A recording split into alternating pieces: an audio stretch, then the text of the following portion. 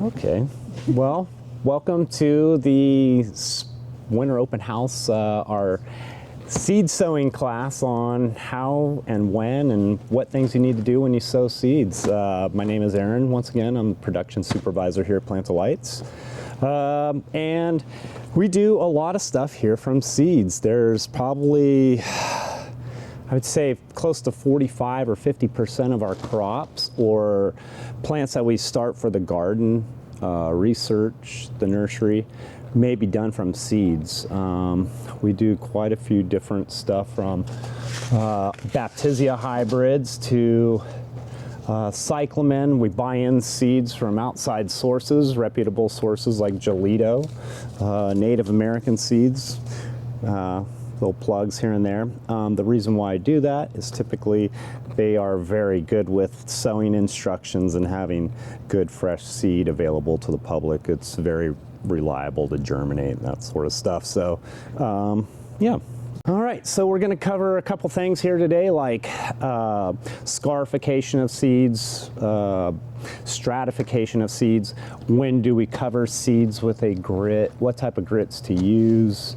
You know, a whole variety of stuff from media, pre-made greenhouses for certain seeds, different types of cell packs you can transplant seeds into, trays. There's a whole lot of stuff, as you can see, that we can do. Most of the stuff that we do is in one of our 4-inch pots. We use this primarily because for us, space is everything, and we can put 18 seed pots per flat and literally have hundreds of them in a small space. So we choose that. Can certainly use the solid tray for stuff that needs like a long haul. These were done last September, and as you can see, they're just now germinating right now. These have been under mist pretty much since then. And then you may need something that's extremely long haul. These are Ruscus seeds. These were actually done back in 2022. So these are just germinating last year and are continuing to grow. So these are 1-year-old seedlings for Ruscus. So take a long time. So you can have a variety of seed pots to sow in. Just depends on what you're doing with them, how big the roots get, that sort of stuff. A lot of our palms and bananas and larger plants, we actually will sow in a 2-gallon pot. And the reason being is a lot of times the seeds that you're playing with will actually develop a radical or a root that will sometimes come down to about the bottom of this pot before it even starts putting on its true leaves. So we have to have something that can accommodate a really good root system that won't damage the seedlings. So you can use all sorts of different sizes. There's no right way. It's basically what you're dealing with. And the most important part, I find, believe it or not, you can use everything, but get a good germinating mix, something that's reliable, weed-free, doesn't have a lot of pests in it. Here we're using Jolly Garner. It's a super fine germinating mix. So a little scoop here. You guys can pass that around. It's readily available everywhere, like Fafford. I think it's coast of Maine or coastal Maine soil. Their stuff is all pretty good. What I do recommend is when I get a soil from an outside source is that we will sterilize it with boiling hot water, and then we'll come back to it. And I do this for cuttings and seedlings and everything. And I'm gonna give it a really good pour through and let that sit. The reason I do that, that's gonna kill everything that may be fungus gnats and mites or whatever. You just don't know what's in the sources around there. So when you say you do it for seedlings and everything, does that mean like if you buy something that's already a plant? No. When I'm sowing seeds. Today we're just talking about sowing seeds and that sort of stuff. So we're going to sterilize these at home. I do this just to ensure that there aren't any pathogens or pests or primarily fungus gnats, because fungus gnat larvae just destroy seedlings. So in a commercial sense, you obviously are not boiling all the soil. We are doing some different stuff. We don't do it in a commercial sense. We typically control fungus gnats and other things other ways, but for a homeowner, I always suggest that because a lot of people don't have the means to treat it. So this is a good step to be preventative in the forefront. So it's something I recommend. Now, when you do this, obviously you have to let this cool down, right? You can either do that by letting it sit for about 5 minutes or so. The temperature is pretty much going to knock out everything. What I would say is you can certainly come back through if you need to get into this pot, say after about 5 minutes, and just cool water, bring it back up to a nice temperature, and you should be good to go. All right, so most of the seeds that we do are always sown into these pots. There are different techniques for sowing. It depends on the seed that you're actually doing. Some stuff you might get is really, really large. And then there's seeds like gentian that might be super duper fine. You can pass that around and kind of look. Something that's super fine like this is typically going to be just surface sown. We're not going to cover it or anything like that.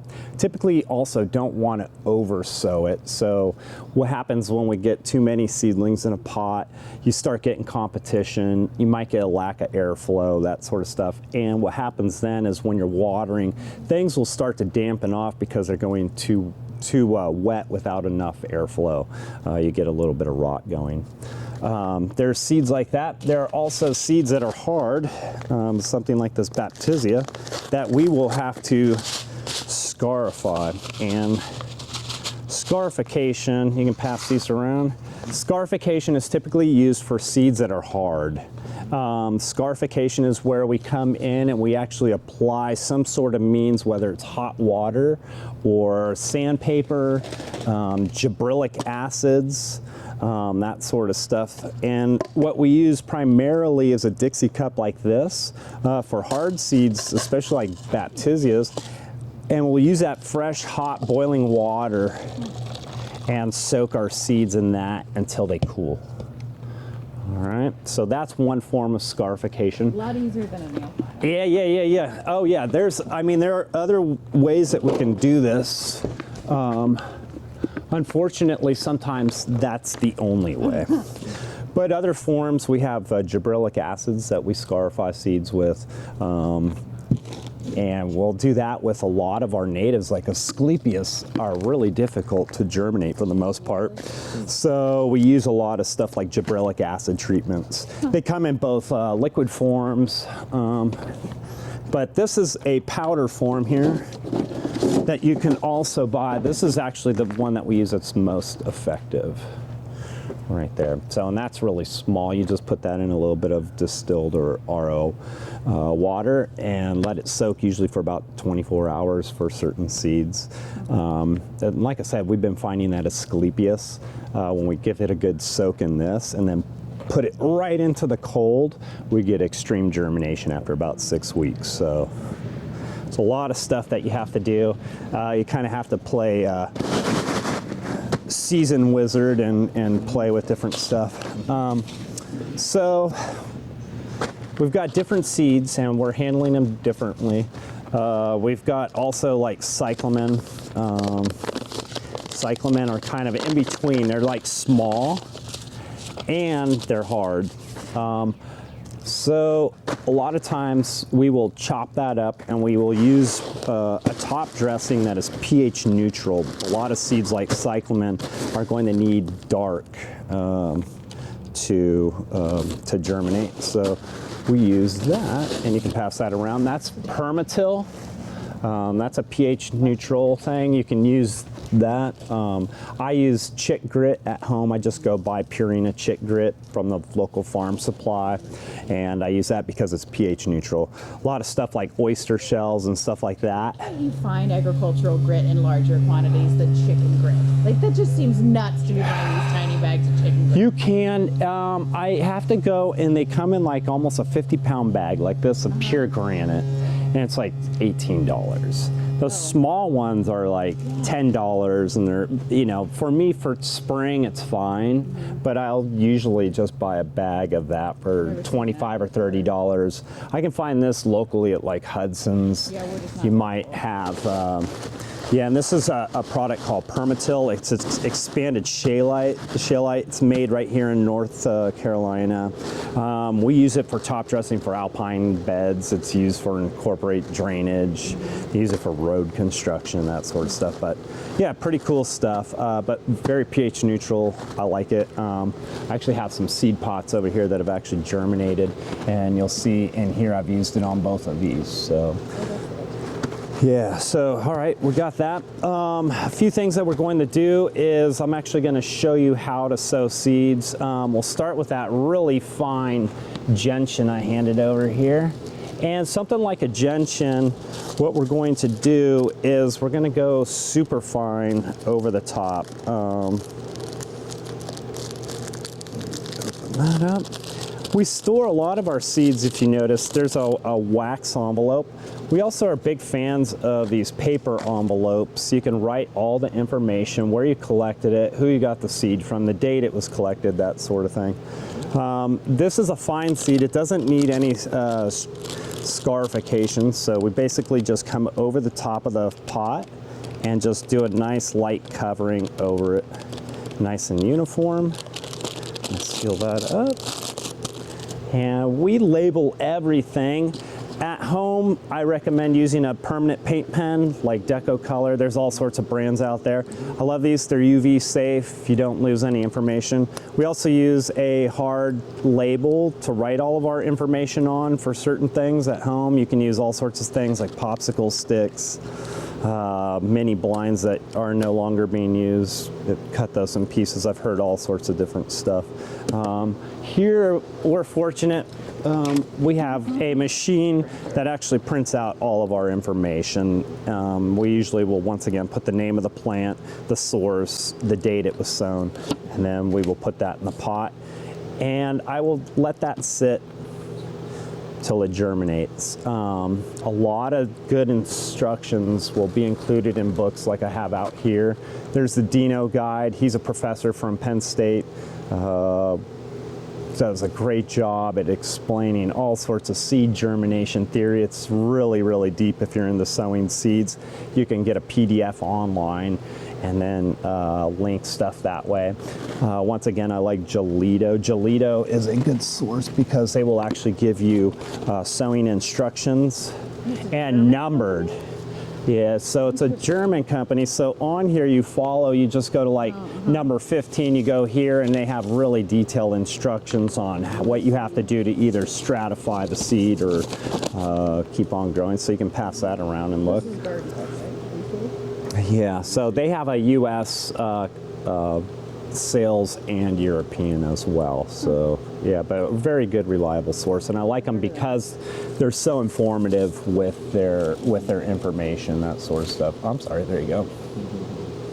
Yep, there you go. So we'll cover that. We'll put that away and read up on what we need to do. Do we need to stratify it, which means do we have to bring it through a warm season and a cold season to germinate? Is it going to germinate readily? The golden rule here typically is if I put it in a warm house, and if I don't see germination within usually 60 days, I will take it out. We have a cooler out back that we actually put it in the cooler and keep it at 32 degrees for an additional 40 to 60 days.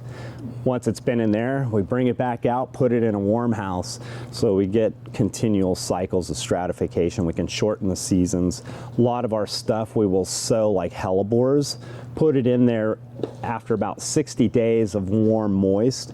And what we do is we give it the 90 days, we can get them germinating, usually about 2 to 3 months faster than they will outside. So it gives us an extra 2 to 3 months of growing time on the back end to get them bulked up, that sort of stuff. So we're constantly playing with stuff, going back and forth. I was just mentioning we do a lot of Asclepias. I will soak that in GA and then typically put that right in the cooler. And it has to sit there for 6 weeks to stay cold. Once we take it out, they pop. So very interesting. You have to read up on seeds. Never give up.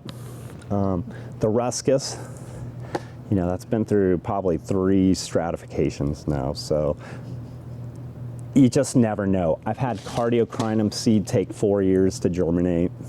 So you just never know. Just hang on to stuff. Some things will definitely say whether they're going to take a while or not. So, and then some things just go really, really easily. So, how long do seeds last? Like forever. Some stuff has to be sown fresh. A lot of stuff like our hepaticas, a lot of our spring ephemerals, believe it or not, have to be sown really, really fresh. So as soon as things like hepaticas are ripe, we harvest all that seed, bring it down. Sanguinarias, same thing. Our trilliums we sow fresh. You know, we're constantly grabbing all that stuff and sowing massive amounts of seed pots. I think right now in our research house, we have probably close to, if I was guessing, probably close to like 300 to 400 seed pots of trilliums germinating right now. So some of those have been in there for a full year, some of them 2 years. Takes a while to get them to go. So then those will get broken up and put out in our trial beds, grown for years, and then selected.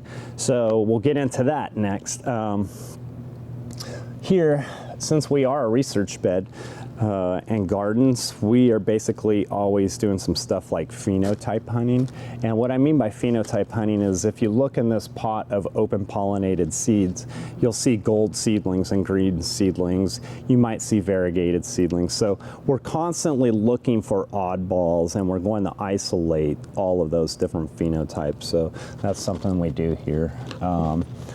We're also going to transplant seeds into different sizes according to their roots. So something might get transplanted right back into a pot like this, might also get transplanted into one of these small cell packs. So after the germination, I've seen seed pots sit around at my house probably a lot longer than they should, but a lot of plants will just continue to grow off that way as well. So now that I've let the seed here kind of cool on our baptisias, we can go ahead and sow it since we just talked about baptisias. And what we're going to do is just stir that seed back up, and I just basically pour it right on top. And you'll want to make sure you shake out a cup and that you use a good clean cup. And what I'm also going to do is I just put that right on top of the pot. There's not much to do. You can see it's nice and shallow, sitting right on top of the soil. All right. those were the hard seeds. These were the hard seeds. So you can see it really cooled down pretty fast, and I can handle it right away. The thing I'm also going to do is with baptisias, a lot of seeds like palms and baptisias, I'm going to put a top dressing on it. So we're just going to come in, we're just going to put a nice little light layer, and I want to take the light away, and I'm also going, you guys can hold that. If you have like builder's sand, would that work pretty well? Yeah, I've used a product called Turfus actually that works pretty good. It's a ground terracotta. What I like, if you're going to use something fine like that, I recommend that product. What I love about it is it actually works as a water indicator as well, because you're reading the color of the terracotta. It's just like a pot. If it's saturated, it's really dark. As it dries out, it definitely it lightens up. So I like that. Sand is definitely used. There's a ton of medias that are used sand for Make-You-Lite, for seed. You can use all sorts of different medias. Here, time is money, so I just typically go with a seed germinating mix that's ready to go. So cyclamen we covered. We did, actually, our baptisia we covered. We're also going to cover cyclamen. Cyclamen is a seed that definitely needs dark. It will also need a longer stratification to germinate. So a lot of our cyclamen we may sow in October, and they're just now starting to germinate, usually around like December, January, and well into February. And we'll do all of our transplants then. So once again, you have a nice small seed, and you basically are just going to come right over the top of the pot, nice and uniform, and not saturate it with a ton of seeds. And then you tag it. Once again, cyclamen are going to need a little bit of covering. Go in that, and that's our finished product. So just nice little pots. I like to fill them up to the top. You can see that they settle down. You don't need to really fill it all the way to the top if you're going to be using it right away and transplanting. It just kind of turns into a waste of soil. So think about how big the seeds are that you're going to be playing with. Something like a Triceratops, when we transplant those, they're really like this big. So technically I don't need this larger size pot unless I planned on hanging on to it for quite some time. So you said the cyclamen, so you're stratifying. How long do they stratify? And then you said they're just starting to germinate. yeah, so it's actually a fairly fast stratification. It's that, so as soon as they germinate, or as soon as we sow them, we put them in a warm house. And typically we give them up to 6 weeks, 6 to 8 weeks in that house. If we don't see anything at that time, we'll put them in our cooler. So they'll be all over the place. Some are really fast, some are really slow. Some we buy in that are, you know, they've been sitting for a while, might take a long time. That brings up another point I haven't really talked about, is if you do bring in seed, a lot of times I will just soak it in cold water to rehydrate, or room temperature water to rehydrate the seed, and let that soak for about 24 hours. I haven't seen any negative impacts for it soaking that long. There's all sorts of different scarification. Like I said, you can use sandpaper. We use smoke tabs for plants that are definitely more used to fire for germination, that sort of stuff. We actually make our own smoke tabs. But yeah, there's a lot of different tricks and secrets.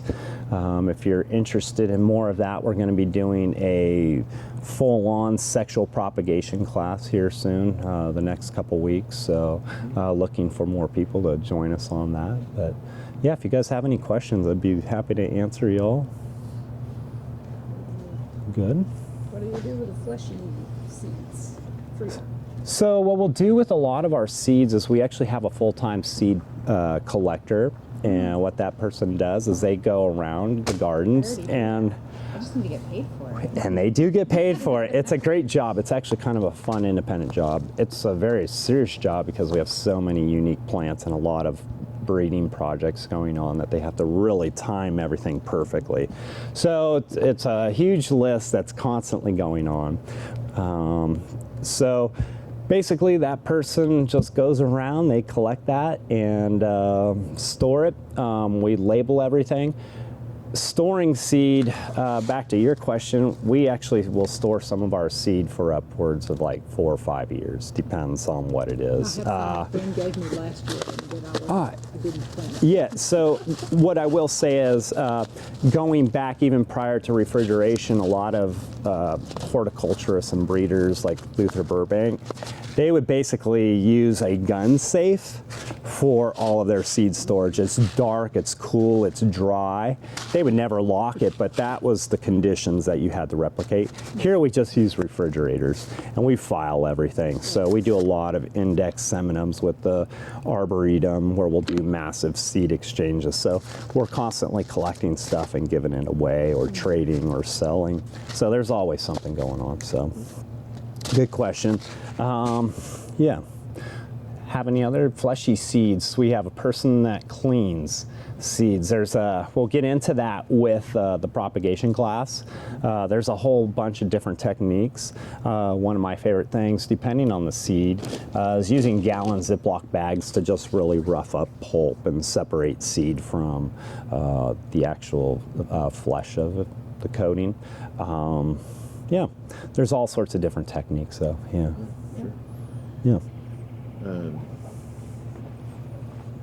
You're not using artificial lights because you're just always out here in these houses, but I assume like We do actually have artificial lights for propagation purposes in our cutting house, and a lot of times just for extended day length through the winter months. Where these grow in Germany in our warm house, actually the fluorescent lighting is just general fluorescent, and it never shuts off. So even through the night, it's going through some sort of light. It's very interesting that it can take that. So yeah, not anything intense, but some people do use lights at home, and I don't really have any experience germinating under lights at home, so I can't really talk about that. And here we don't really use any lights other than the artificial supplement that's just happens to be there. It's not that it's there intentionally. Yeah, good questions. Yeah. Anything else? Great. Well, this has just been a quick little breeze. Yeah, it's nice. Kind of cover some stuff, some quick little things, but the class will be getting into sowing fern spores, breeding plants, that sort of stuff. It's very interactive. You go home with a lot of nice transplants and seed pots and that sort of stuff. So thank you all for joining me today. It's been nice to give you the opportunity to hang out in the potting shed. Not everybody gets to do that, so thanks again. We appreciate it. Thank you. Yeah.